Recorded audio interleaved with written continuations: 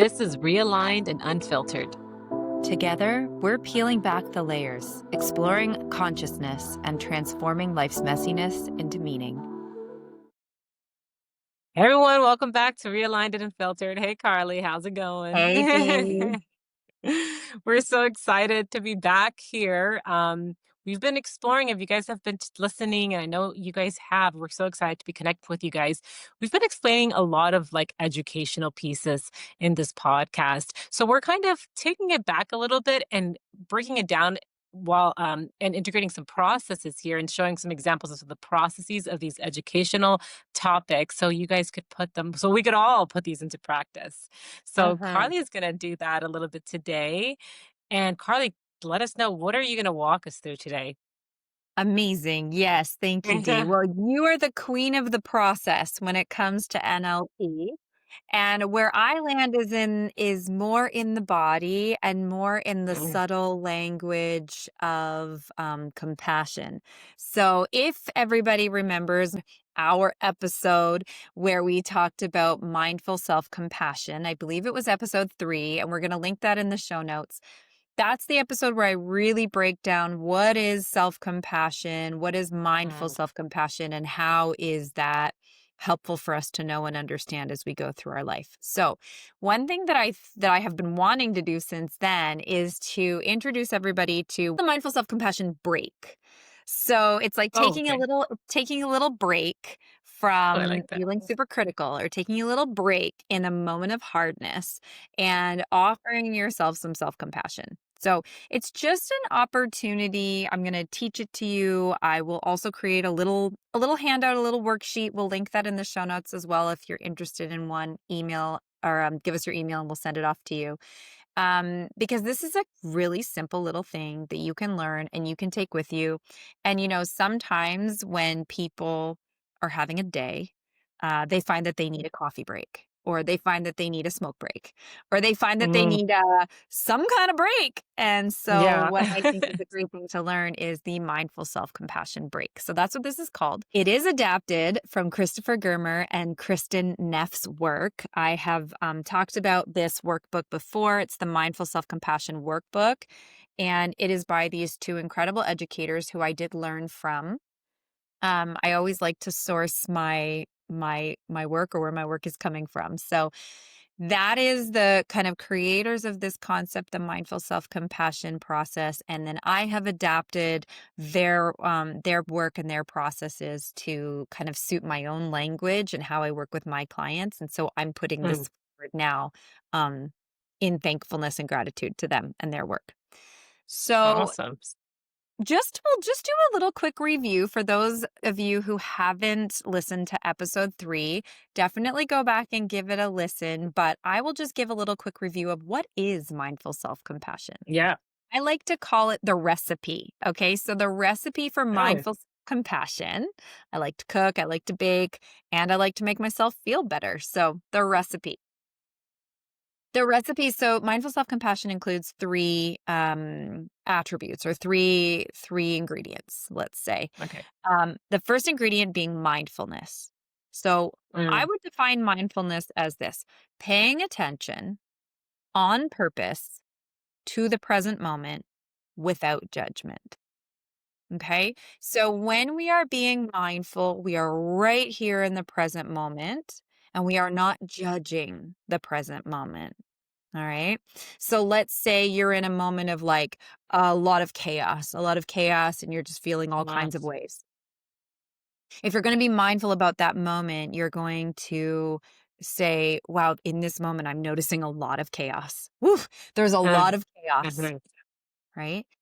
What are you not doing when you say that? What do you notice that I'm not doing when I say there's a lot of chaos right now? You're just focused on the chaos, right? That's where your attention is. Exactly. I'm focused on the chaos. I'm focused on the present moment. I am not judging it. You didn't hear me Oh, say, there's a lot oh of yeah. chaos right now. This is crazy. This sucks. This is alarming. I don't like this, right? You didn't hear any of that. You just heard, wow, this is a lot of chaos. Yeah. Yeah. In this present moment, I am noticing chaos, or I am Mhm. noticing myself feeling overwhelmed. Okay, so it's Mm, in this present moment, I am noticing, fill in the blank, nothing else, no judgment. All right. We don't okay. Yeah. to assign an emotion or a feeling or a judgment to a present moment existence. We don't need to. Okay. Oh, This is what we do. yeah. Yeah. This reminds me, I mean, this is something that I do, but I, I step into it where like, I love how you explain it. You just kind of like observing. You're observing what's happening without any judgment. I like to what I personally do, and I think it's really tied to this, is like I kind of like try to zoom out from where I'm at and just like look what's actually happening right now, and then without any judgment. I love that. Okay, Yeah, the I love mindfulness that part. too. That's exactly it. You just kind of zoom out what's actually happening right now, and then you don't Hmm. make any kind of judgment about that. All you're doing is you're Mm, saying what's okay. actually happening right now. Because the minute we assign this is bad, this is crazy, this is bleh, then our whole nervous system goes into protection mode, right? Or our whole nervous system goes into like fighting back mode. So as if we're saying if we're attributing a negativity to it or some sort of a judgment on it that's not well, that's anything. Our body Yeah. then is like, now this is how I respond. But what we're trying to Uh, do is we're trying to get ourselves out of responding and we're trying to mm, just notice the present moment for a minute. Okay. So the very first ingredient is mindfulness. And this is in contrast to judgment. All right. So we're taking ourselves out of judgment for a minute here. The second ingredient for self compassion is common humanity. This one's a little trickier for people. But what happens when you're feeling really, really overwhelmed with a situation in your life? Like, I'm really struggling with this thing. I really feel alone right now. Nobody else goes through this. Like, we get into this whole, like, why me? Poor me. I don't want anybody to victim. know that I'm going through this because I'm embarrassed about it. Whatever version of it is. We feel a lot of aloneness. We feel a lot of Mm, mhm, isolation. Okay. So again, I love your zoom out analogy, Diana, because if we zoom out from, I don't want anybody to know that I'm suffering from whatever it is, problems with my mhm, money, budget. Okay. I don't want anybody to know that I'm struggling. Well, let's zoom out for a minute. The people who created this whole thing, they have way of saying it, which is human life is hard. mm, Human life is full of suffering. Okay, so that is very true. All right, if we just zoom out and allow for the fact that human life is hard, human life is full of suffering, everybody suffers, um that can be helpful. But I've found that for myself and for the people that I work with, that's a little too far of a zoom. Okay, so that's a mm, little bit too, I feel like that almost puts my suffering into a place of it doesn't really matter. And the thing is, your suffering does matter, right? Your suffering matters, your struggle matters. Pain is pain, whether it's, that person's pain or this person's pain. I've had people say to me, how dare I feel pain or feel sad when like people are going through so much worse in the world. And that's great. That's a I great know. perspective. There is worse, but that doesn't mean that your pain isn't your pain. Right, right. Yeah. Exactly. So I have like a halfway zoom out here. What we want to do is we want to pull ourselves out of isolation. Okay. I'm not the only one who's struggling with my finances right now, let's say. And I don't need to be actually embarrassed or hiding about my struggle because let's just zoom out to just the problem that you're having. Are there other people who are struggling with their finances right now? Most likely, right? Mhm, Um, mhm. all you have to do is check out some memes on Instagram and you can know that a lot of people are finding the cost of milk a little bit exorbitant right now, right? So Yeah. or whatever it is, whatever it is. Is there a mother who's struggling with motherhood? Guess what? You're not alone. Is there a woman who's struggling with womanhood? Guess what? You're not alone, right? So it's like a midway zoom out and I like to put it like this. How can you connect to the collective experience of what you're going through right now? You as a woman, you as a person in the financial landscape of the world right now, you as a mother, you as somebody who's really in a lot of pain. Mhm. Do humans feel pain? Do humans Mhm. feel fear? Do mothers feel like they're not enough? Can you Mhm. zoom out just to join the collective experience of the ones who are also feeling something similar? Your pain is your own and it's unique. You're very unique in your pain, but you don't have to feel isolated because you're not. Mhm. Right? Mhm. Diana, you do Right. this Yeah. so well, so beautifully with your work with lost moms, right? So Mhm. you focus on the collective of women who have Yeah. lost a pregnancy, lost a baby, right? You focus on Right. that collective. And so what you offer to women is you are not alone in your pain. Your pain is your own and it is unique, but you're not alone. Mhm. There's a Right. group of us Right. here who know some version of this pain. And that Yeah. allows those women to not feel so isolated. They feel part Yeah. of common humanity. All Oh, I right. love So, how you explain it all. Yeah. yeah, this one is really near and dear to my heart because I think it was the hardest one for me to understand because I was zooming out so Mm. far that I was, Mhm. okay, being human hurts. That's a little disempowering, Yeah, honestly. it is. Like, sucks to be It like you. it You're kind of human. feels invalidating. Yeah. Exactly, and that was the experience I was having, and that was the experience a lot of my clients were having, is it almost then invalidates the pain, and so I like to Yeah. just bring us into what is the collective that you can connect with, even just in your Okay. thoughts. It Love doesn't it. mean go find that collective right now here in this moment, but how can you in your thoughts realize what part of the collective experience am I experiencing pain with? And Mhm. that really allows for you to then feel not alone because yeah, Mm. humans suffer, but guess what? Humans are also supposed to be living this life in togetherness. We're Yeah. tribal.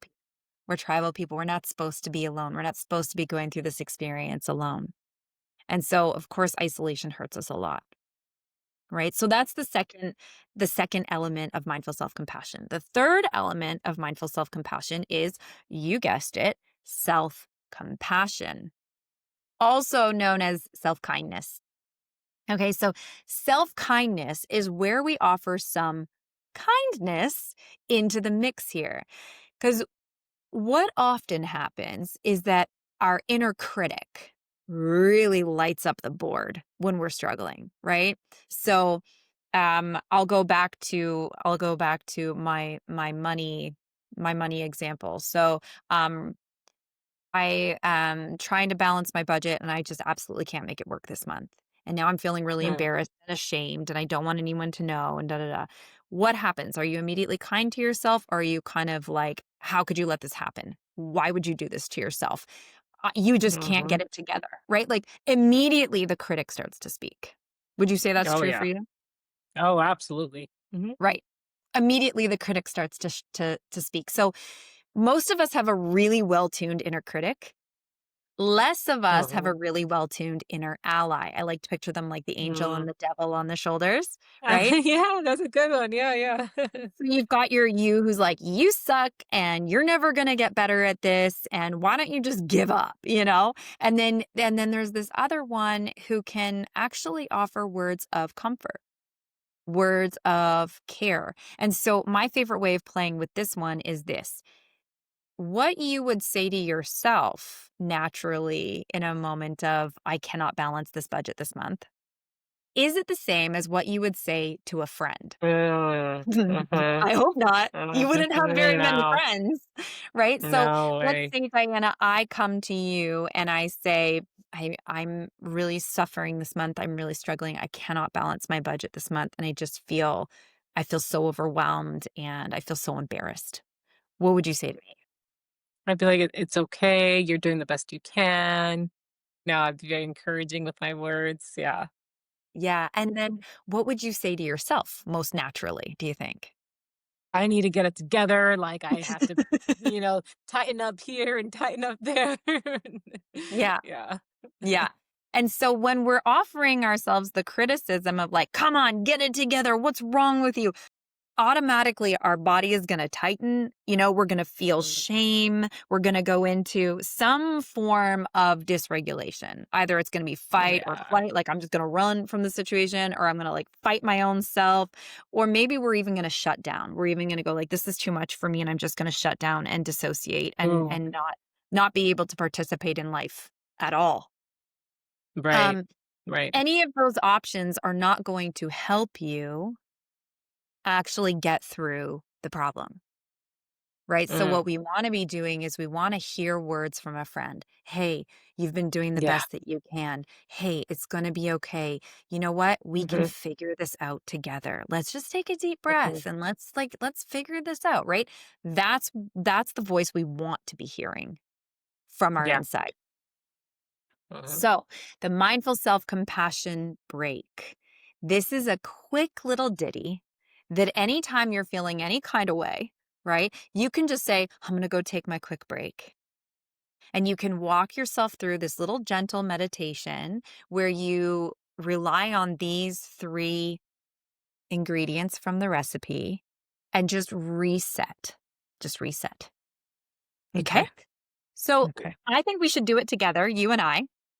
I would love that. Yeah. All right, amazing. So I'm going to walk you through this and just you allow yourself to um, notice some feelings of discomfort and notice what you're thinking, notice what's going on in your body, and then I'm going to walk you through this thing. So I'll give you a second here.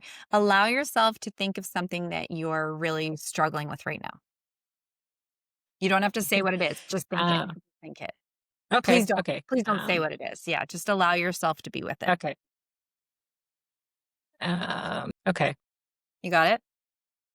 Mhm. Okay, so as you think about that thing, notice where you feel it in your body. Body. In my gut, immediately right in my gut. Immediately in your gut. In my Okay, stomach. so immediately in your Mhm. gut, you can feel that stress. All right. And so I just want you to focus on that thing for a minute. You can keep your eyes closed. And I'm going to just have you repeat back what I'm saying to you, and you can kind of fill in the blanks here. In this moment, I am In noticing, this moment, I am noticing. and you can fill in the blanks either quietly or aloud. In this moment, I am noticing discomfort. Discomfort. Discomfort. Discomfort and unbalance. Okay. All right. Imbalanced. Yeah. Imbalance. So, in this moment, I am noticing a sense of discomfort and imbalance. Okay, good. Stay with that. We're not going to give it any kind of assignment, any kind of judgment. It's allowed to be there. Discomfort and imbalance have arrived. They're worried about something, they're stressed about something. That's okay. Just let them be there. Just take a deep breath. And then we're going to add this. In this moment of discomfort and imbalance, I recognize that I'm not alone. In this moment of discomfort and imbalance, I recognize that I'm not alone. I know that I'm part of a wider collective. I know that I'm part of a wider collective. There are other women or people struggling with this thing similar to me.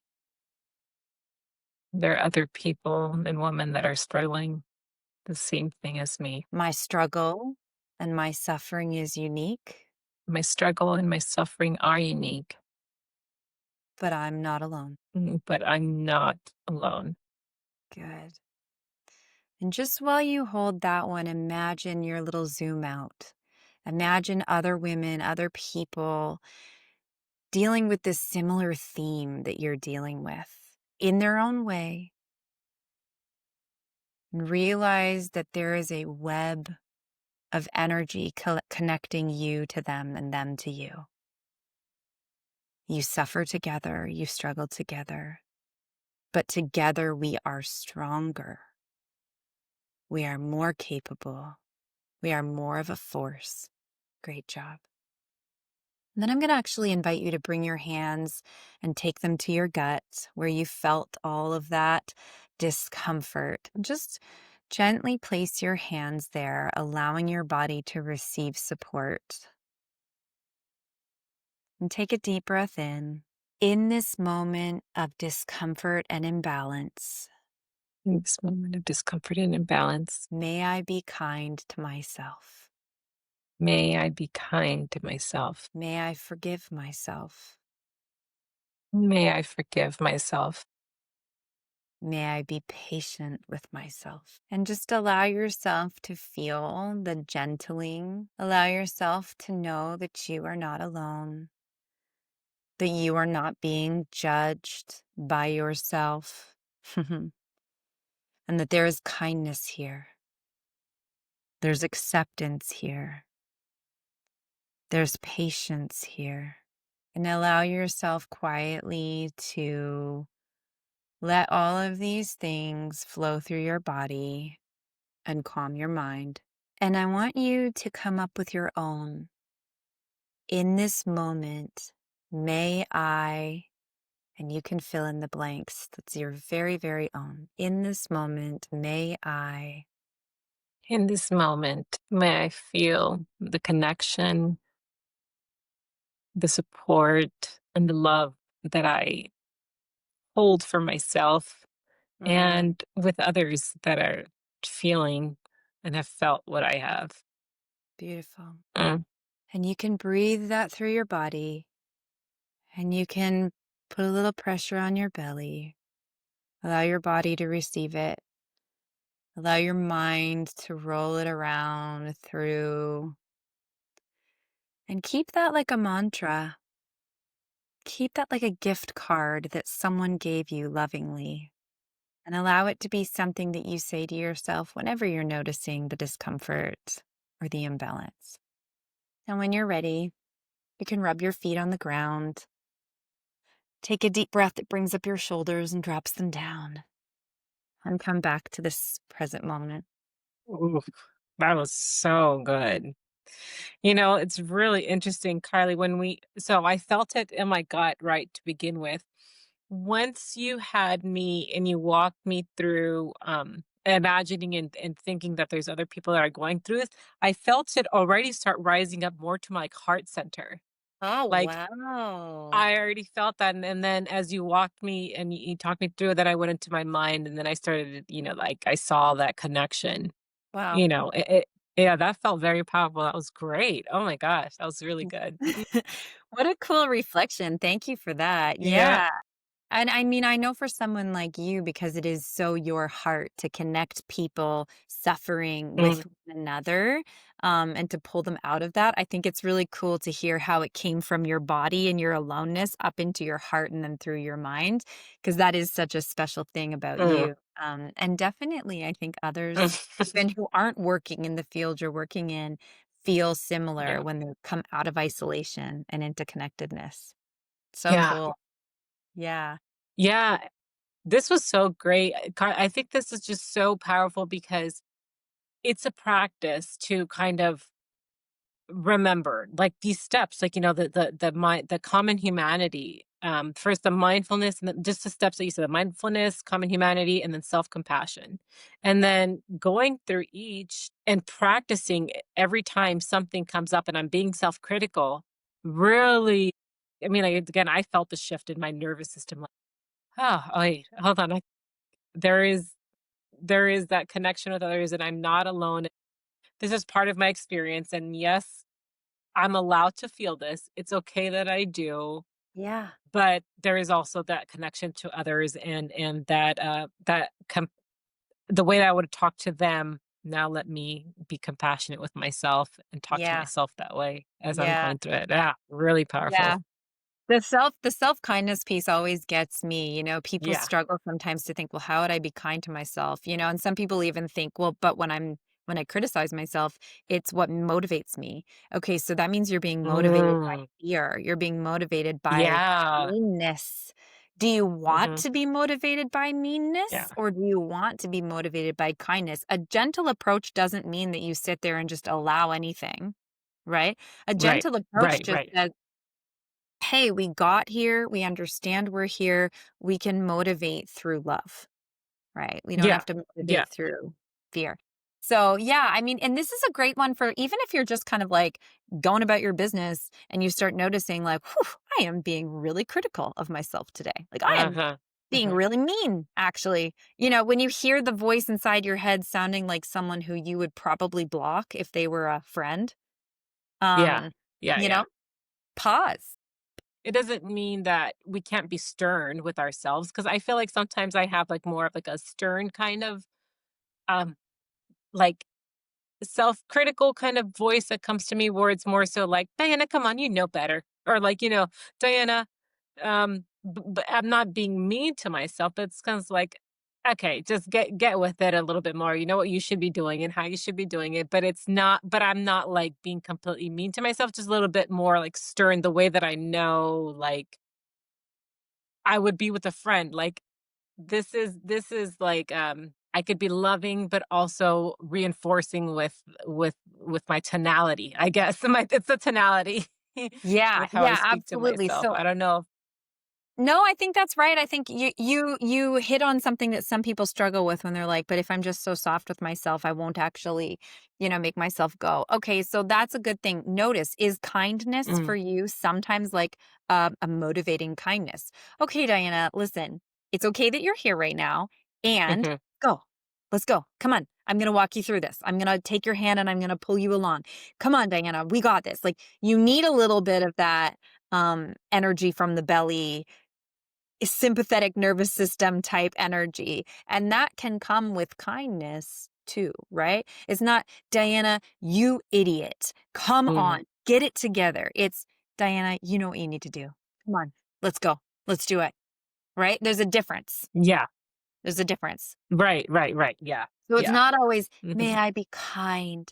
May I be patient? Sometimes it's, may I be encouraging to myself? May I be energizing to myself? Right? So we Yeah. can Yeah. pull it up a little bit. Yeah.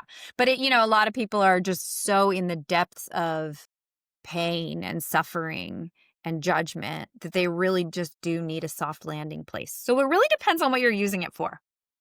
Right, right. Yeah. Yeah. That's a good point. Yeah. What are you using it for? Mhm. What are you using it for? Yeah. So, okay, so that's process. That's the mindful self-compassion process, which I just feel like is such a great opportunity for people to really get mindful, connect with the collective, and also find a way of being kinder to themselves. And you can do this in 2 minutes. You don't necessarily need me Mhm. rhythmically walking you through the whole thing. You can kind of close down and say, let me notice in this moment what's happening. Let me zoom out a little bit here and let me offer myself a kind word, like I would speak to a friend instead of a critical word. Quick, easy, Mhm. big deep breath.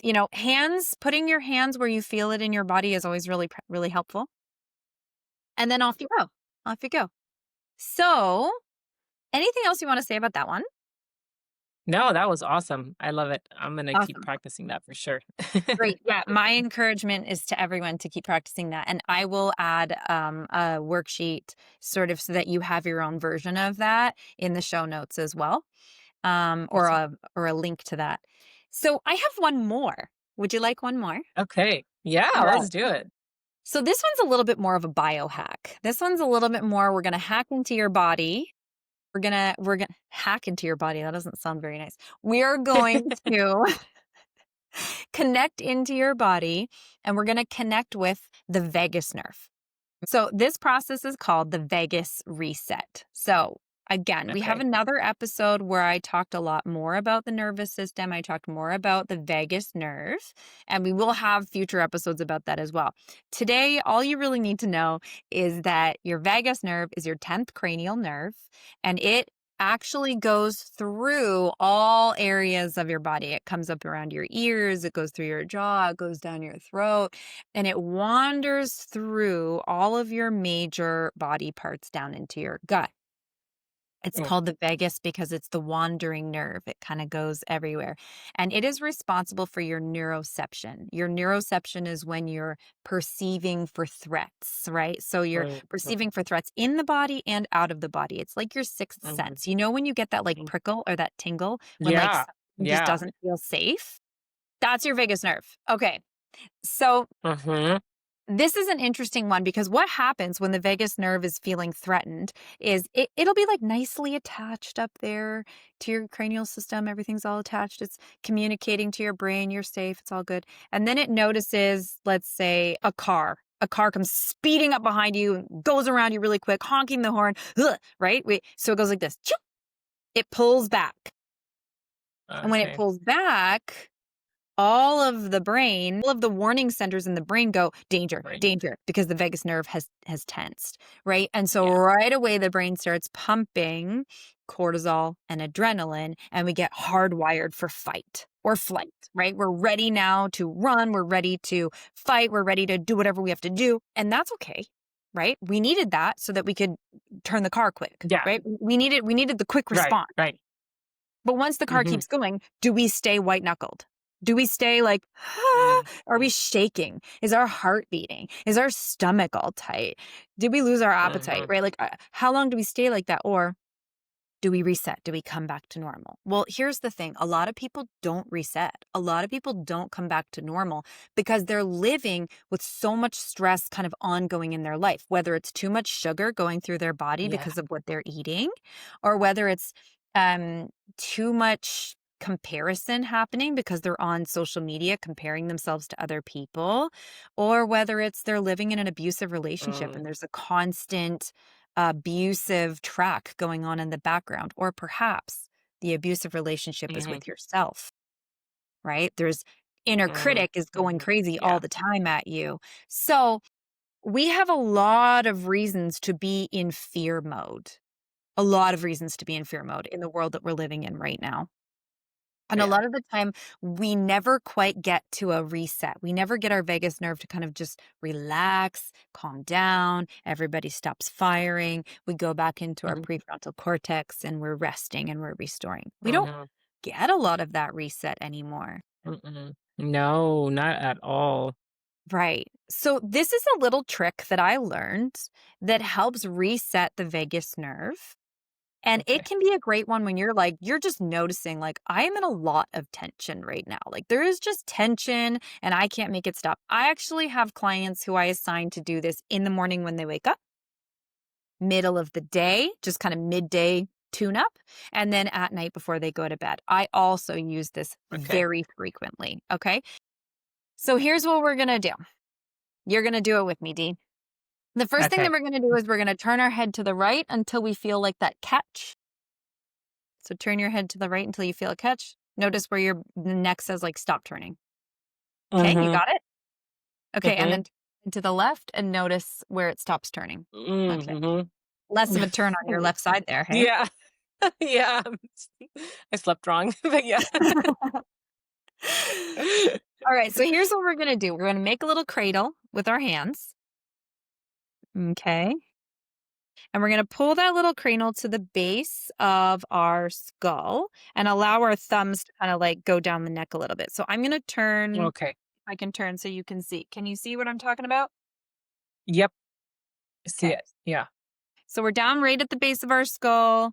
We're imagining that we're kind of offering a little bit of support there to where our nerves are connecting up our brain. Okay. Okay. So open your elbows as wide as you can. Don't forget to breathe. All right. And Yeah. then you are going to move your eyes, only your eyes, to look at your right elbow. Okay. And so you're going to Oh, okay. move your eyes, only your eyes, to your right elbow and just hold them there. Move your eyes as far as you can to the right and hold them there. This can be really difficult for some people. Yeah. I could see how it can be, but Yeah. So hold your eyes there until you notice. You might yawn. You might notice a deeper breath or a oh, sigh. Did you get I one? did that already for sure. You I did it definitely got already? a deep breath already. Yeah. Okay, so when a deeper breath or a yawn or a sigh comes, then you can come back to center. Okay. You moved your head a little bit there. Don't move your I head. did. I did notice Yeah. that. Okay. Okay. And so then we're going to go do it again to the left. So eyes to the left, Only. Okay. only your eyes. Good job. I got that deep breath already. You got that deep breath. Okay. I always Oh, get a yeah. yawn. You got it? Oh, I get a deep breath. Yeah. That's great. I get a yawn. You get a deep breath. I know some people get a sigh. Okay. So you can let your hands go. Okay. Okay. So now we're going to test it. Turn your Okay. head back to the right and see if it moves farther than it did last time. Yeah. That one was for sure noticeable. Let's see. Okay. Okay, and now to the left. Oh, yeah, look at that. Your left still looks like it has a little tightness in it. But that's yeah, but I still went further back. That's I way don't know if you further. noticed, but yeah, way further back. The tightness is because I slept on the wrong pillow, but Yeah. But do you see I how still you shifted. Mhm. Yeah. Mhm, So what you just did there is so mhm. interesting because first of all, you gave a little support, here where your vagus nerve is connected. Okay. So that's like simple. Okay. But what else you did is do you see how I have my arms right now? Yeah. My entire body is exposed. If Mm, there was a real threat, a lion, a bear, something coming to kill me, I would yeah. absolutely not expose my whole Mhm. body for the Right. kill, right? So what Yeah. I've done is I've just communicated to my body that I believe it is safe to expose all of my Ah. vital organs Oh, for wow, okay. long enough for me to relax, right? So the body has received the message, okay, so exposure is okay, so we must be all right. All right? Yeah. Yeah. You've also used your ocular nerve, Mhm. which butts up against the cranial nerve.